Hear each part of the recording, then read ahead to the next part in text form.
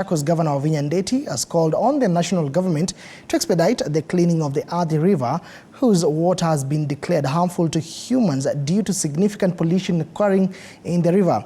Wavinya stated that the consumption and use of polluted water are the leading causes of the increasing cancer cases in the Mwala Sub-County. The Athi River, which divides the constituencies of Mavoko, Matungulu, Mwala and Yatta within Machakos County, has been declared a national threat due to rampant environmental pollution, particularly from industrial waste. She mentioned that her government has established a cancer screening and treatment center at Machakos Level 5 Hospital to provide care to patients from the entire region.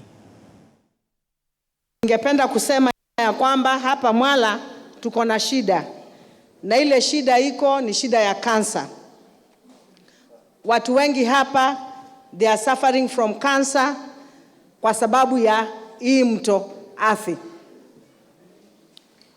Tulitengeneza commission na national government, na vile mimi ningewauliza tuharakishe usafishaji wa huu mto kwa sababu watu wetu wengi sana wako na shida.